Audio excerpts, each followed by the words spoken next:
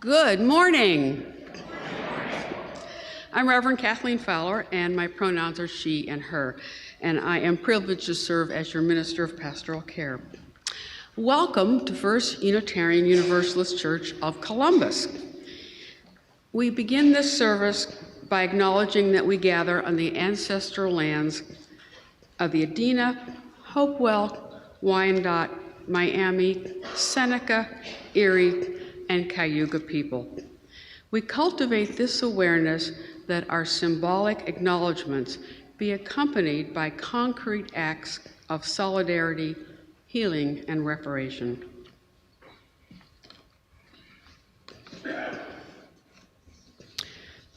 And I invite our board member to come forward.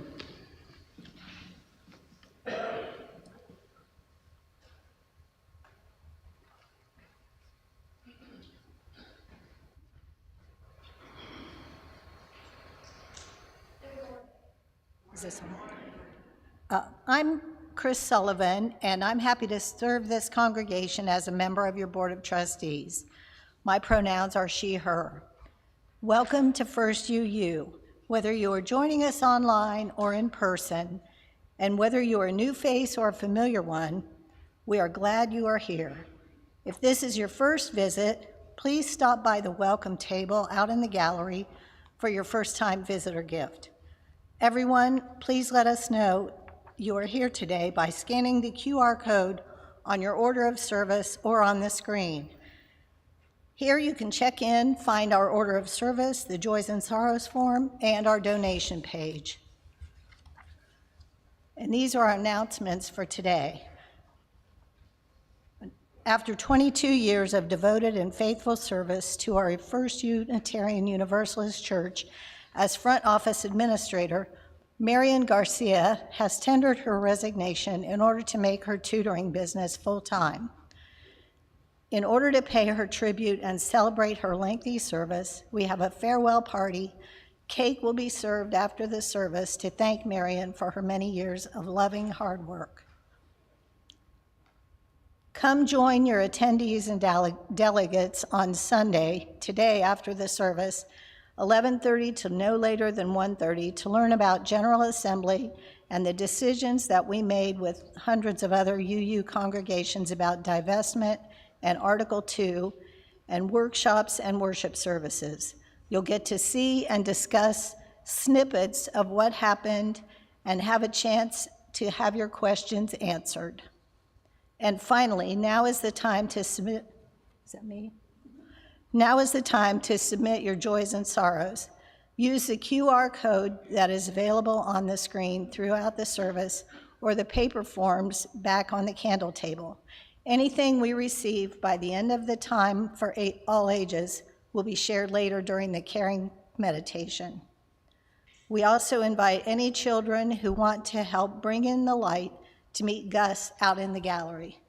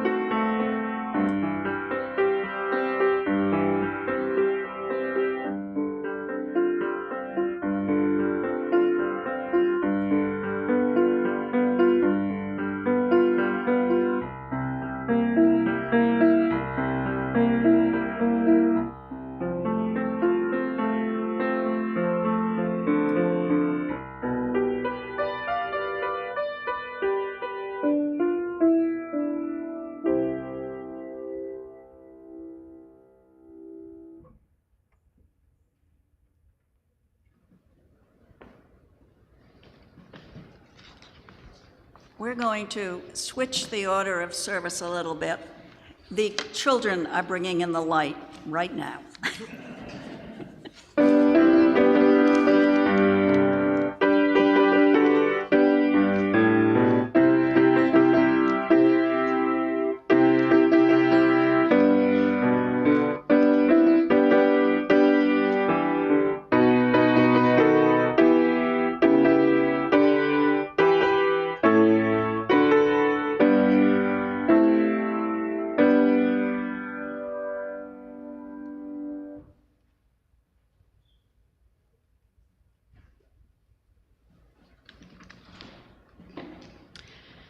This morning's chalice words are by Sophia Lynn Foss of beloved memory.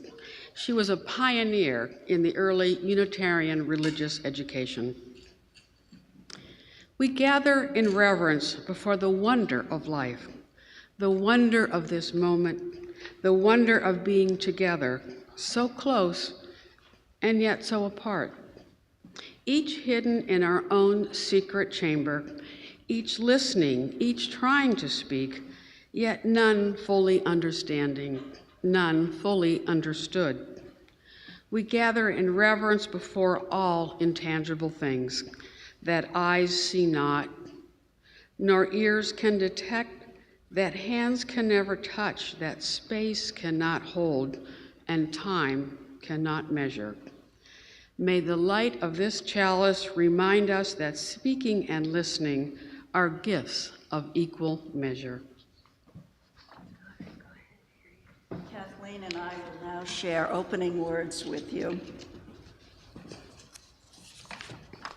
I am Reverend Sylvia Howe, a retired Unitarian Universalist minister and a member minister of this congregation. My pronouns are she, her. Out of the din of the city, away from the noise of the crowds, we come to rest in this moment, in this place, set apart from the never-ending list of to-do things.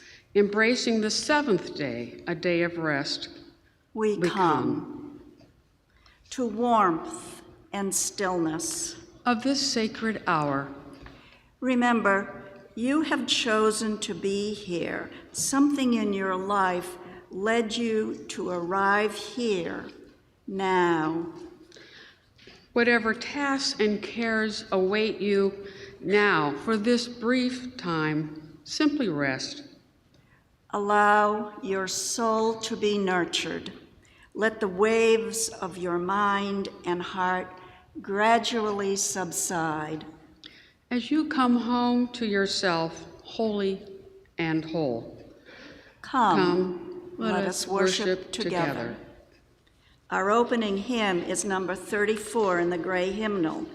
The words will also be on the screen.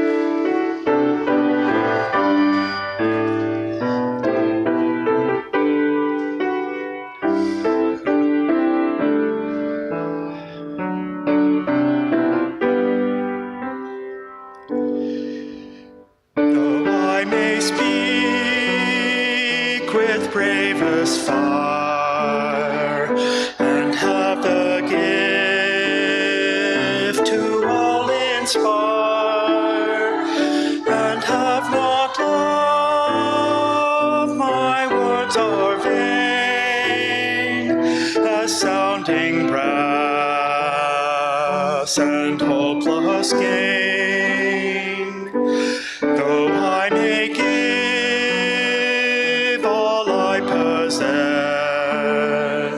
and striving so my love profess, but not be give my love within, the prophet soon turns strangely thin. Come, Spirit, come, our hearts control.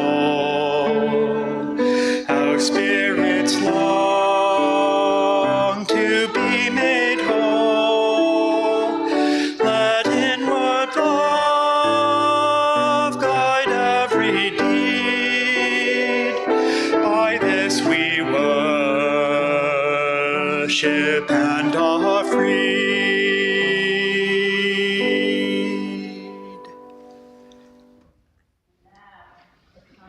You have all been waiting for. Thank you, Harriet, for your help lighting our chalice this morning. Good morning. I'm Amber Scott, your Director of Religious Exploration, and my pronouns are she, they. Toddler care is available in room 101, and summer Sunday school for children age 3 and up is happening in room 201. Our middle and high schoolers are invited to check out the board games and art activities in A and B near the kitchen. Today's story is called My Secret Bully, written by Trudy Ludwig and illustrated by Abigail Marble. Katie is my secret bully. Most people would be surprised to know this because they think she's my friend. She does act like my friend sometimes, but lately I'm not so sure. Katie and I have known each other since kindergarten, and we've spent lots of time together. I love being around Katie when she's nice, but there are times when she's just plain mean, and I don't know why. It started a few months ago during recess. I noticed Katie whispering to a group of kids and looking at me.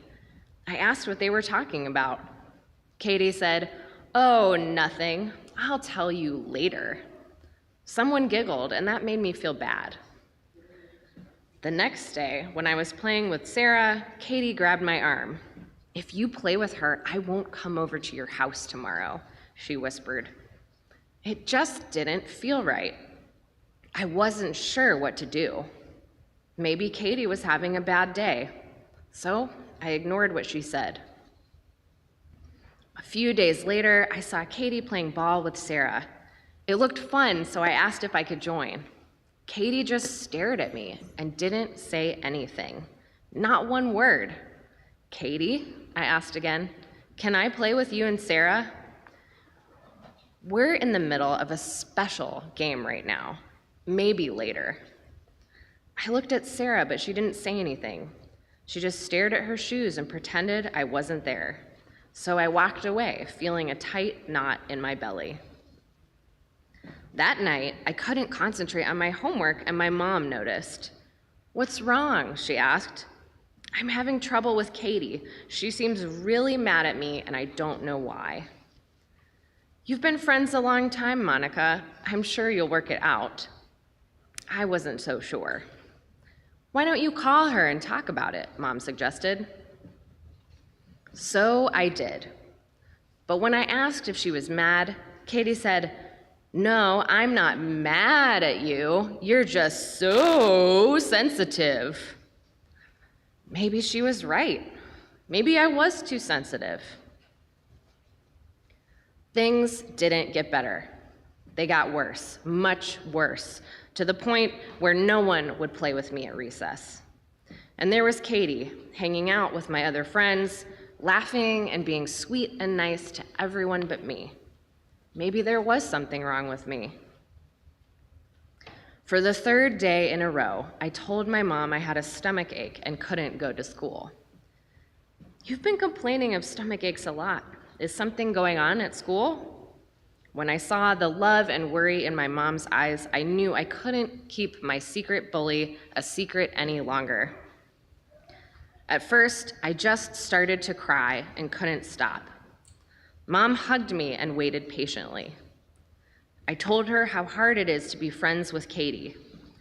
She's nice to me when we're alone, but really mean when we're around other people. She's even been saying bad things about me to my friends so they won't like me. I told my mom everything, and she listened. I mean, really listened to me. Mom didn't blame me or ask me to be nicer to Katie, and she didn't say, "You better get used to it." I felt a lot better after I talked with my mom. Mom says there are some problems that aren't easily solved, and this is one of them, but it helps to know that I'm not alone. I found out lots of other kids have this happen to them, even my mom when she was a kid, but that doesn't make it right. And that doesn't mean this is the way it has to be. Mom and I talked about what I could do to stand up for myself, even role playing, where she acted like Katie and I got to practice what I wanted to say to her without sounding like a bully myself. The next day, I was ready. I walked right up to Katie during morning recess. When she started whispering to her friends, I stared her straight in the eye and said, "Katie, does it make you feel good to make me feel bad? Because friends don't do that to friends." She turned red in the face and looked away. Right then, I knew Katie could no longer hurt me. I don't see Katie anymore. I feel sad about it, but I know that real friends don't treat each other the way she treated me. Real friends respect your feelings and work things out with you when you have problems. Real friends like you just the way you are. Will I ever be friends with Katie again? I don't think so. I just want to be around people who really like me. I'm feeling much better about myself these days. I've made new friends, and I don't get stomach aches like I used to. Having a secret bully was eating up my insides. But now that the secret's out, I don't feel bad anymore. It's nice to know that whatever I do, I'm going to be just fine. The end. In this story, Monica experiences relational aggression when she's bullied by a former friend at school. When Monica opens up to her mom, rather than keeping things a secret, she gets support and tools to move forward and ultimately learns how to cope, survive, and thrive. Today, as we consider the weight of secrets, I invite you to examine communication and behaviors in your life or our congregation that may perpetuate dysfunction. I now invite the congregation to form a sheltering arc of love as we sing our young people back to their families and out to class.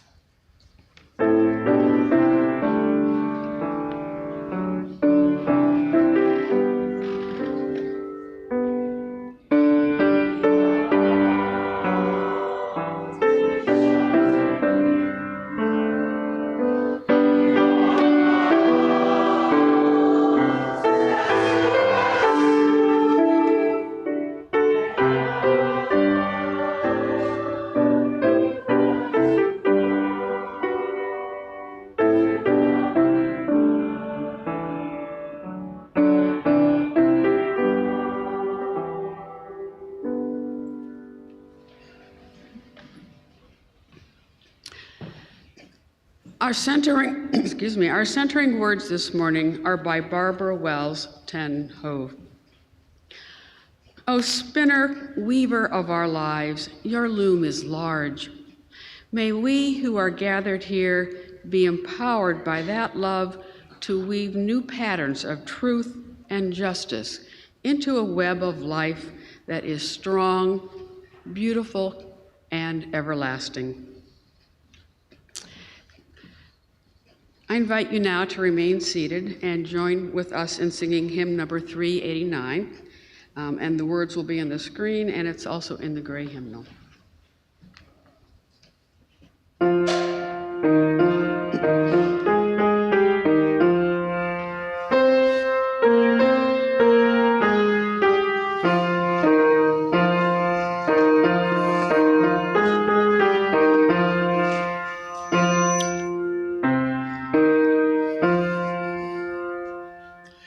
Gathered here in the mystery of the hour, gathered here in one strong body, gathered here in the struggle and the power, Spirit, draw near. Gathered here in the mystery of the hour, gathered here in one strong body, gathered here in the struggle and the power, Spirit, draw near.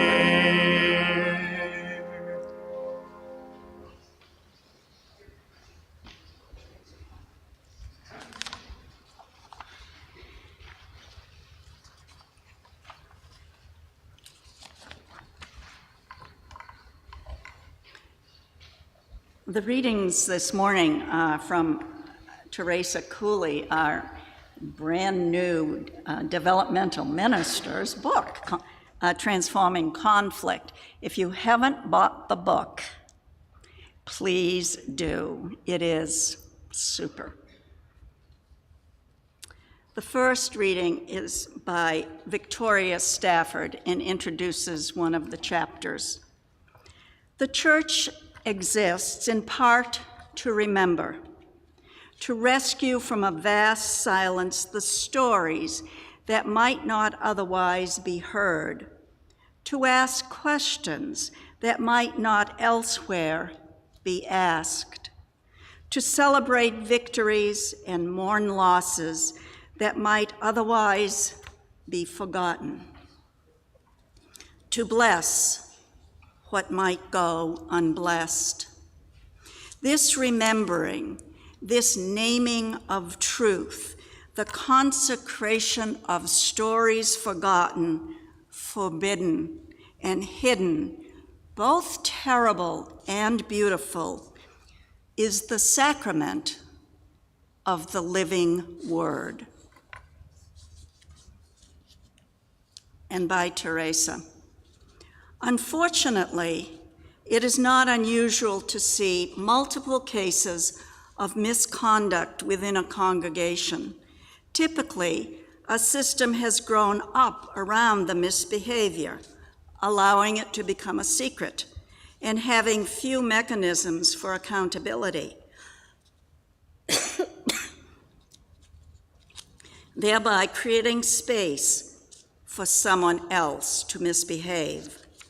Once abuse is exposed, the opportunity for healing helps break open the old system and allows for new growth and learning. This work of remembering, this naming of the truth, the consecration of stories forgotten, forbidden, hidden, both terrible and beautiful, can indeed become sacramental when done prayerfully and intentionally.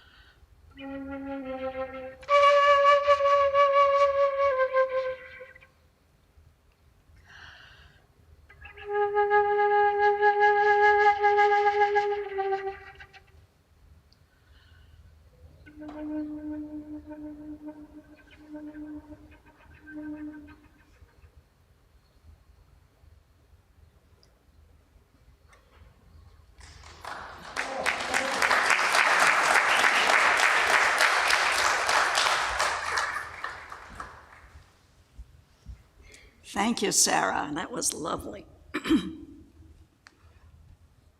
Before I begin, I have to apologize. Several of you I know are suffering from the same thing with this air outside. It affects my voice and everything else. Many Christmases ago, Glenn to the rescue. Many Christmases ago, my mother received a book that entranced all of us. It was entitled Postscripts. Amazon's blurb describes it as a fascinating public airing of private thoughts, some dark, others funny, endearing, or disturbing, written on homemade postcards. These anonymous writings have been collected in several editions and now, of course, appear online. On that long ago Christmas Day, we read aloud the postings, and several of us wrote and mailed our own postcards.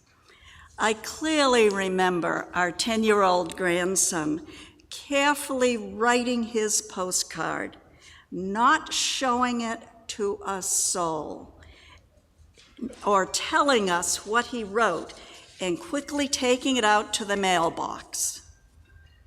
Perhaps you too received a copy of Post Secrets. Did you write a postcard? In 2019, in a 2019 Scientific American article shared with me by my colleague and pastoral minister, Kathleen Fowler, new research has shown that the harm of secrets is not in the sharing. The harm comes from constantly thinking about it. It's hard work to keep a secret. It's exhausting. You must always be cautious about what you say. Sometimes it requires that you pretend innocence or outright lie. Constant vigilance and concealment can be exhausting. Simply thinking about a secret can make us feel unauthentic. Having a secret return to mind time and time again can be tiring. When we think of a secret, it can make us feel isolated and alone. Have you ever felt this way? I have. As you may have read in a recent board sharing in the Friday News, Susan Williams and I have been researching and working on a history of our congregation prior to Reverend Stewart, our minister who just left. We are researching the reasons we have been called an after-pastor congregation or a challenging congregation. Why are you laughing? By some statistics, over 75% of Unitarian Universalist congregations have experienced clergy misbehavior and are labeled an after-pastor congregation. A Unitarian Universalist minister, the Reverend Lisa Presley, describes this in this way.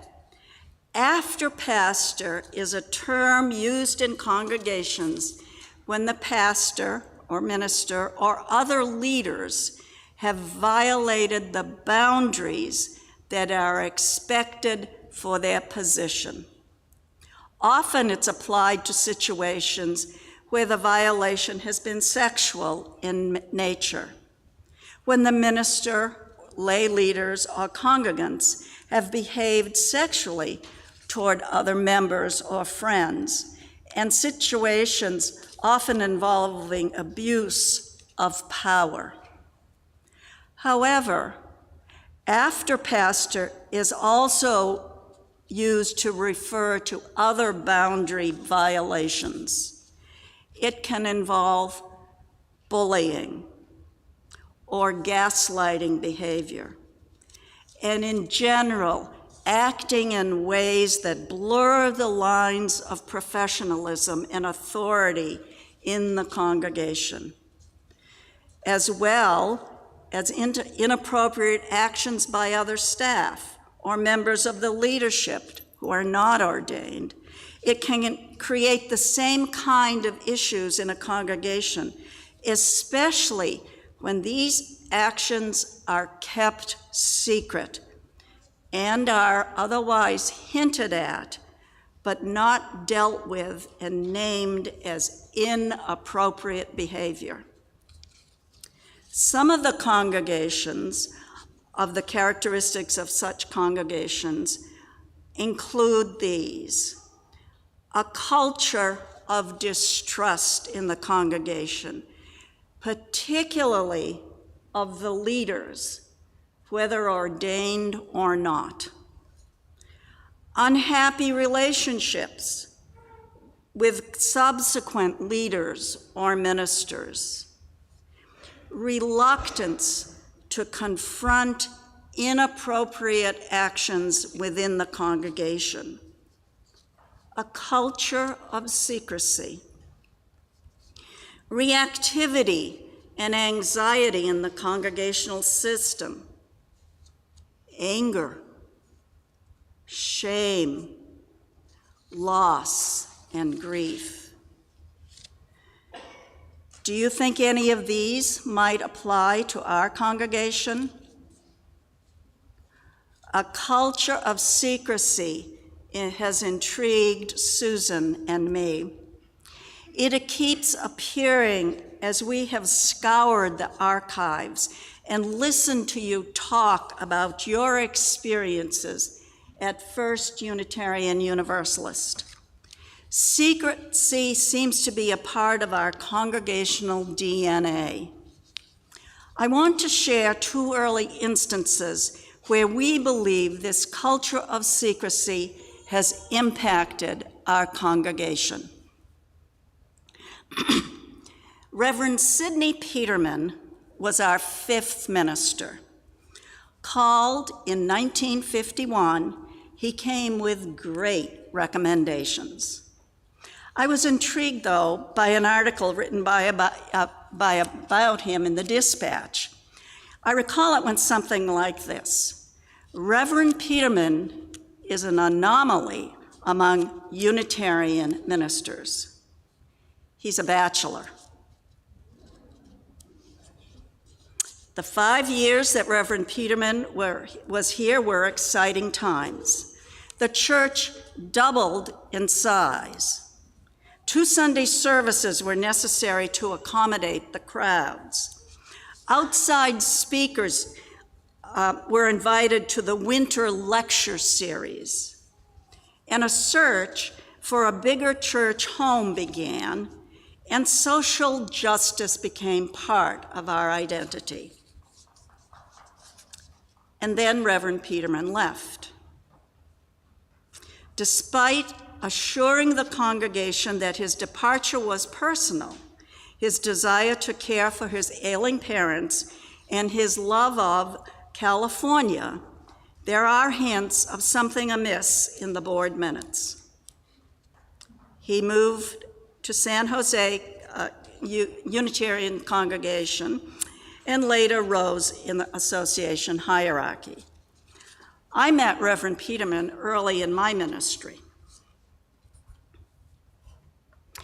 Reverend Arthur Tripp was also a much acclaimed young Unitarian Universalist minister, called in 1963. He arrived in August, filled with new ideas for the new church year, eager to begin his new ministry, and just a bit worried about following the much admired Reverend John Evans. 6 months after he was called to our church, the congregation was notified that Reverend Tripp was found dead in his apartment. Reverend Tripp's secret is easiest to discern. He was a diabetic, and he did not tell anybody. Although an entry in a board report mentions that Reverend Tripp had not looked well for several months, no one seemed to know the extent of his illness. It seems that his diabetes was complicated by the flu. He was unable to call for help and was found dead alone in his apartment. 2 memorial services were held, one here in Columbus and one in Boston, where he had many friends and colleagues. There is nothing of record that indicates any other kind of pastoral care was done with the congregation. It appears that the congregation was left to grieve individually and alone. Perhaps one of our longtime members can remember a different story. If so, please let Susan and me know. Reverend Peterman's secret was unknown until recently. It is far more serious and has had deep repercussions in our congregation. In about 2010, the director of ministry at the Unitarian Universalist Association received a phone call from a 70-year-old man alleging that as a teenager, he had been abused by Reverend Peterman. He alleged that the choir director confronted Reverend Peterman about the incident. She was fired. The UUA director of ministry contacted Reverend Bellatini, who was the minister here at the time, when she received this information. Recently, she confirmed it with me. This is the kind of information that has rocked the Catholic Church and every other religious institution that you can think of. Its legacy is deeply, deeply unsettling, setting a pattern for lax boundaries, mistrust, shame, grief, misplaced anger, and hurtful words. Several weeks ago, more secrets were shared with our congregation. The board and staff members shared what it was like to live with the secrets that have infected our congregational life during the past several years. This sharing was monumental. It has broken open the festering boil of hidden secrets. Thank you, staff and board members. If you're here, stand up.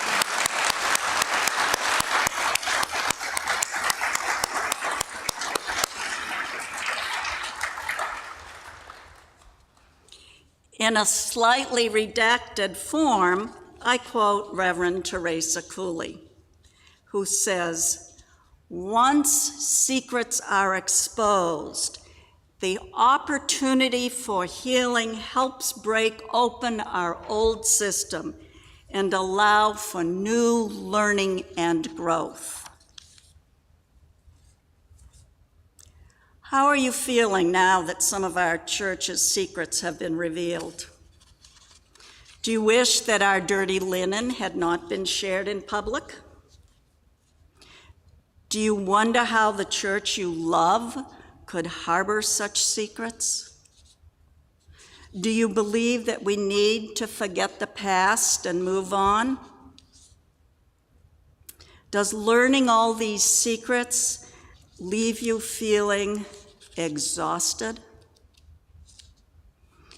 I sense that all of us, our entire congregation, lay leaders and staff, and those of us sitting in the pews, are bone weary. Keeping, sharing, and learning about secrets is hard work. In spite of this, Susan and I believe that we need to continue to bring light to the dark places of our history. I believe you do too. Think back to the reading I shared earlier, from the reading by Victoria Stafford. This remembering, this naming of truth, the consecration of stories forgotten, forbidden, and hidden, both terrible and beautiful, is the sacrament of the living word. As Unitarian Universalists, we are people of the living tradition. We believe that revelation is not sealed. Truth is ever unfolding and subject to change. Our fourth principle calls us to covenant that we affirm and promote a free and responsible search for truth and meaning.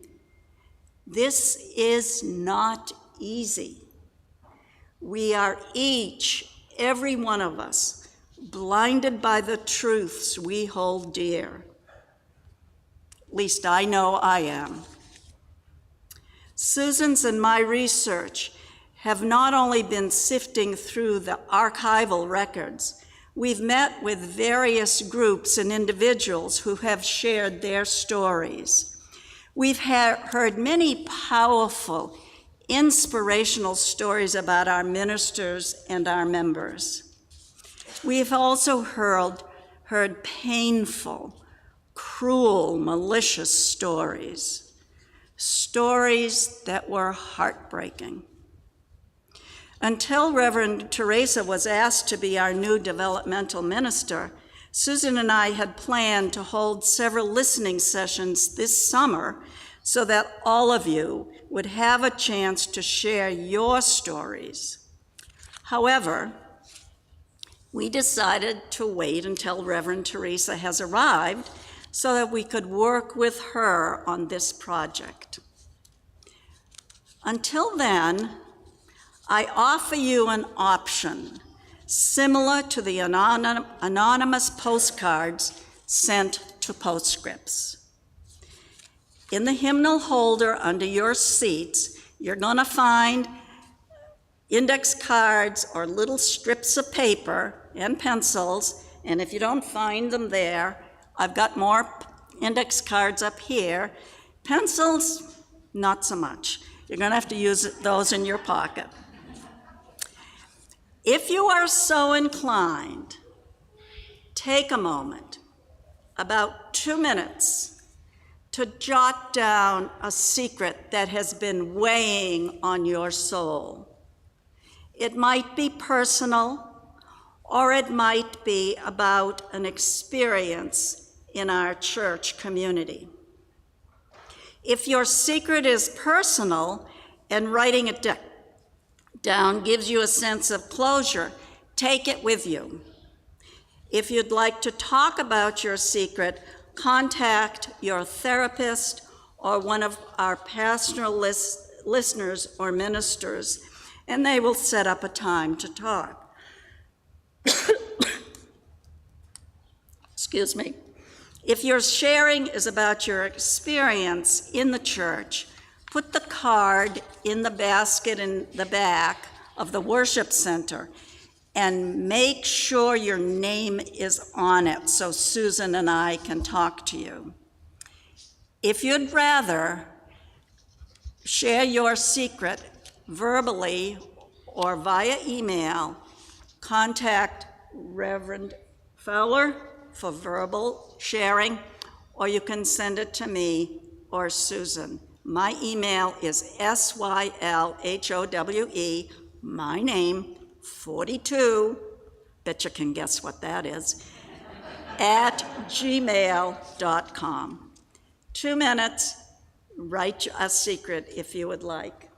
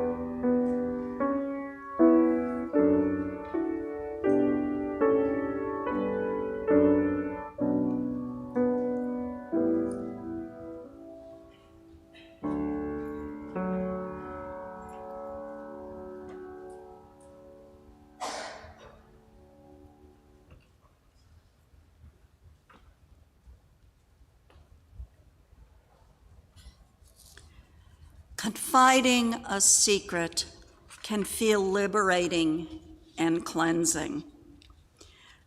But giving up a secret is only the first step. It is not sufficient unto itself. Sharing invites us into conversation. When we share a secret, we can receive spiritual and emotional support. We can seek guidance and wisdom. We can begin to heal and regain hope. Revealing dark secrets is a profound act of courage. For the person revealing a secret, it can reduce the feelings of isolation and shame. For the person listening to a secret, it provides the opportunity to listen with caring and compassion. For both, it brings greater understanding and connection. To speak our truth and to listen to another's truths are gifts beyond measure. I close with words from Ma Teresa Gallardo, a member of the UU congregation of Quezon City in the Philippines. May we remember that truth manifests with its own force. Let us ride on the power of revelation with a heart ready to receive, to forgive, and to learn. Blessed be, amen, and so be it.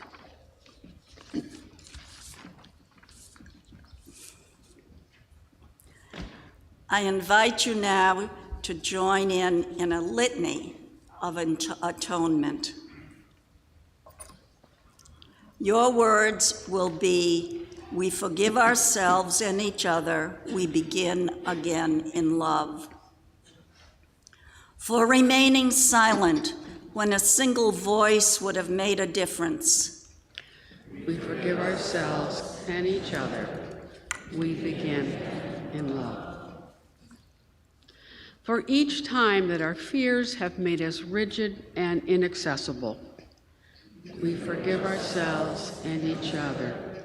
We begin again in love. For each time that we have struck out in anger without a just cause, we forgive ourselves and each other. We begin again in love.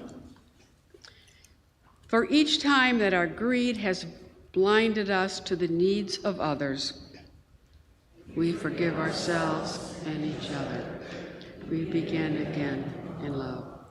For the selfishness which sets us apart and alone, we forgive ourselves and each other. We begin again in love. For falling short of the admonitions of the Spirit, we forget ourselves and each other. We begin again in love. For losing sight of our unity, we forgive ourselves and each other. We begin again in love. For those and for so many acts, both evident and subtle, which have fueled our illusion of separateness, we forgive ourselves and each other. We begin again in love. Amen.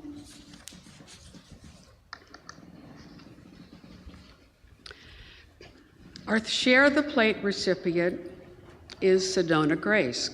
Sedona Grace keeps pets with their families by providing pet food to local food pantries so everyone in the family, including our four-legged friends, can have food on the table and in their bowls. You can also contribute by bringing cat or dog food to the Justice Action Ministry table on Sunday mornings in July and August. Your gifts help build a better church and a better world. Thank you. Our offering will now be greatly received. Hi, church. This is Jill Catone from the Sedona Grace Foundation. I'm sorry I couldn't be with you in person, but I think this is a great opportunity for you to see our operations, our headquarters, and what we do with the Sedona Grace Foundation. As you can see right here, we had a packing event with our volunteers on Monday night, and this is some of the dog food they packed for us. We had more, and it's already gone out to the food pantries. This will go out next week to the food pantries. Speaking of food pantries, here's a list of all of the food pantries that the Sedona Grace Foundation serves on a monthly basis. We have some other food pantries that just come periodically, but these are our monthly clients, so to speak. I thought it would be interesting for you to see the size of the dog food and the cat food packages that we offer. So we offer food pantries 2-gallon bags of dried dog food or 1-gallon bag. Depending on the size of the food pantry and how much shelf space they have, depends on what size. Cat food we give on a quart, in a quart baggie. Speaking of baggies, Those are some of the supplies that we use on a regular basis. Freezer strength baggies, 2 gallon, 1 gallon, and quart is what we use. We also use packing tape because the bags do break periodically, and we also tape canned food together.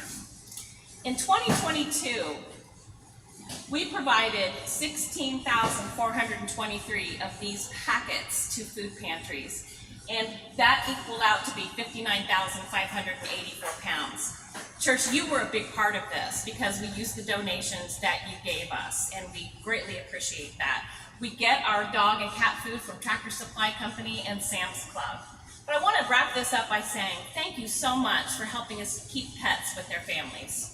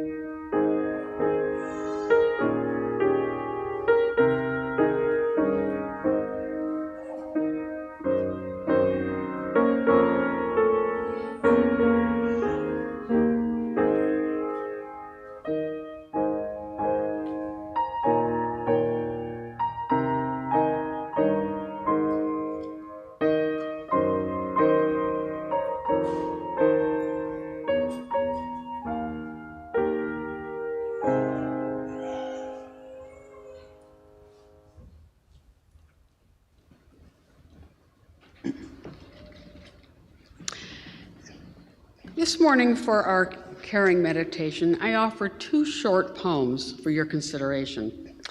The first, by William Blake, is a warning about those things, like held secrets perhaps, that can destroy life. The second, by A.A. Milne, is a softer work to remind us that we are not alone in our trials. The Sick Rose, by William Blake. O rose, thou art sick, the invisible worm that flies in the night in the howling storm has found out thy bed of crimson joy, and his dark secret love does thy life destroy. And then there was Pooh. Today was a difficult day, said Pooh. There was a pause. Do you want to talk about it? Asked Piglet. No, said Pooh after a bit. No, I don't think I do. That's okay, says Piglet, and he came and sat down beside his friend. What are you doing? Asked Pooh. Well, nothing really, said Piglet. Only I know what difficult days are like. I quite often don't feel like talking about it on my difficult days either.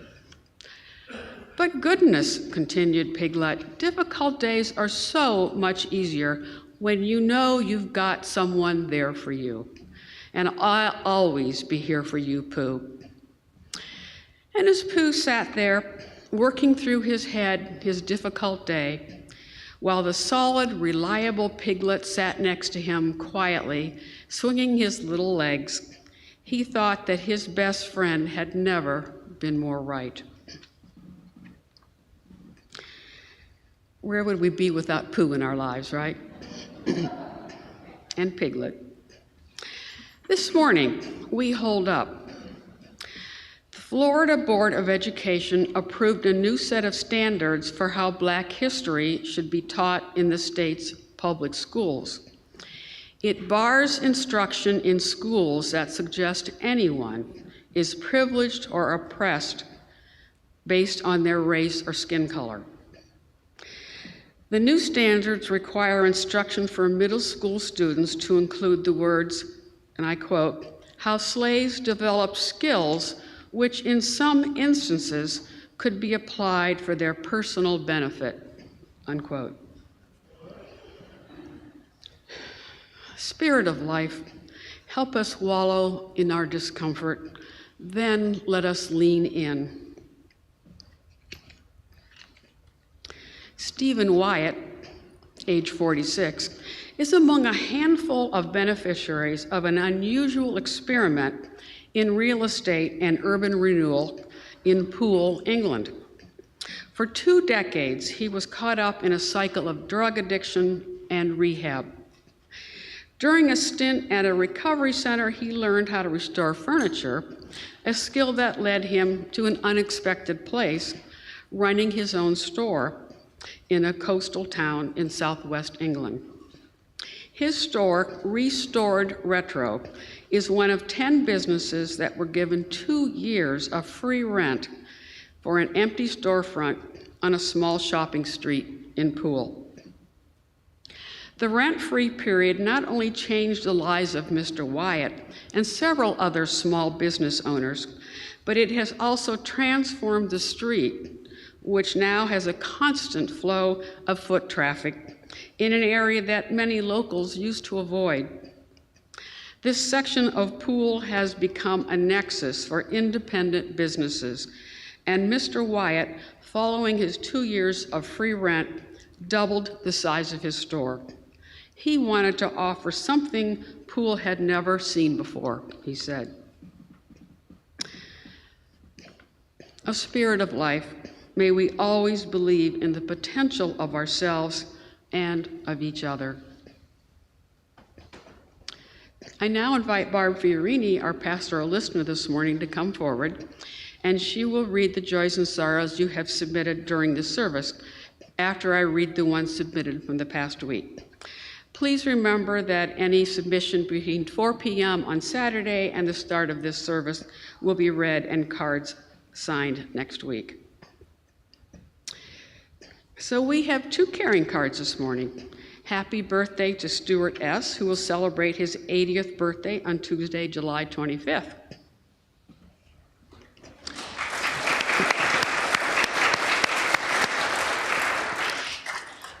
And I invite Marion G. to come forward, please.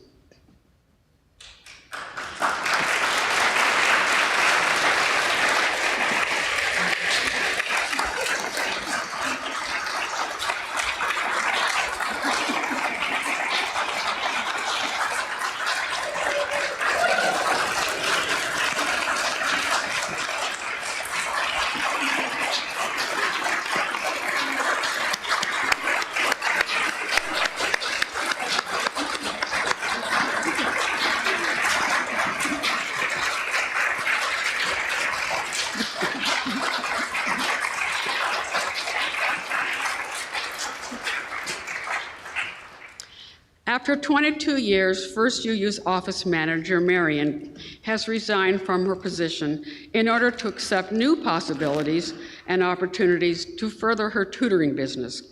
Marion teaches reading and spelling using the Orton-Gillingham approach, which was designed for students with dyslexia, something she has been passionately engaging in for the past several years. And I can tell you, when she talks about this, her eyes just sparkle. Thank you for 22 years of service. We wish you the best.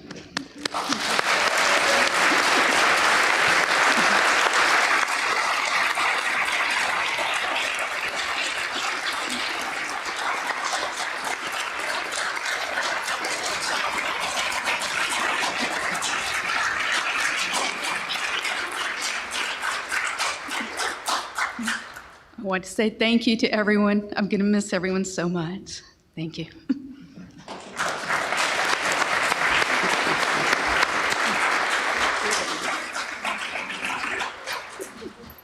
And now Barb.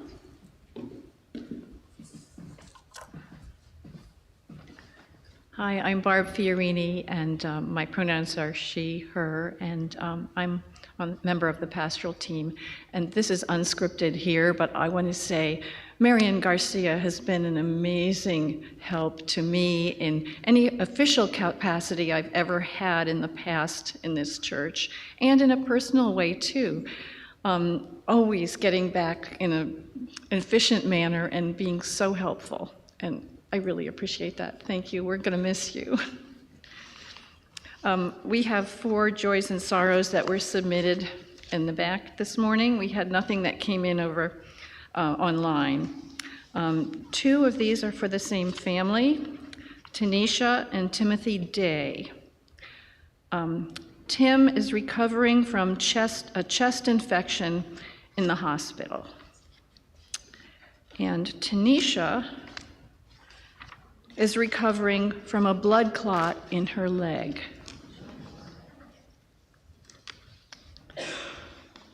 We have a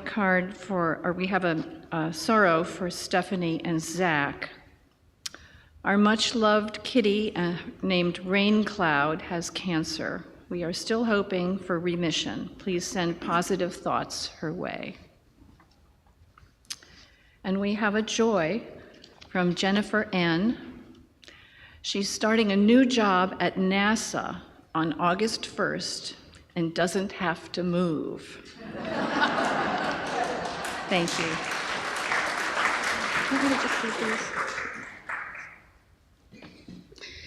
We encourage you to visit the caring card table in Beach Hall after this service to sign caring cards, whether or not you know the people.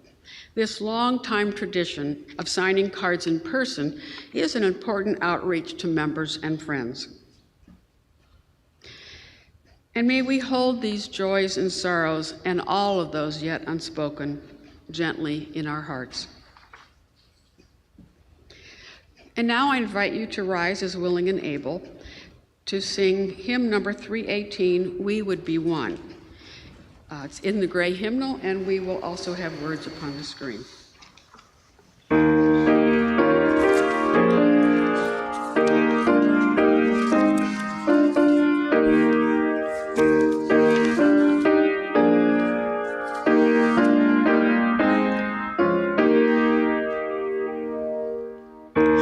We would be one as now we join in singing our hymns of love to pledge ourselves anew to that high cause of greater understanding of who we are and what in us is true.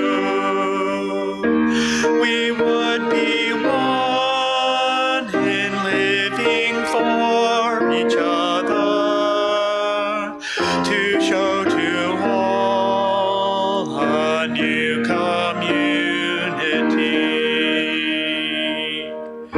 We would be one in building for tomorrow, a nobler world than we have known today.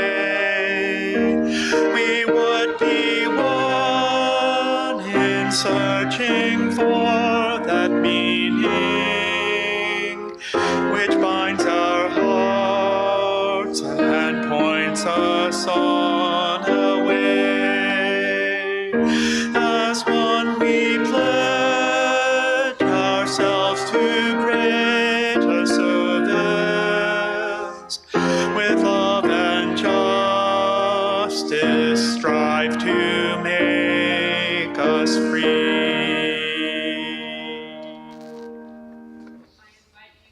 Remain standing and read with me the chalice extinguishing words found on the screen. We extinguish this flame, but not the light of vision. As we go forth, let us heal and transform ourselves and the world through reason and love.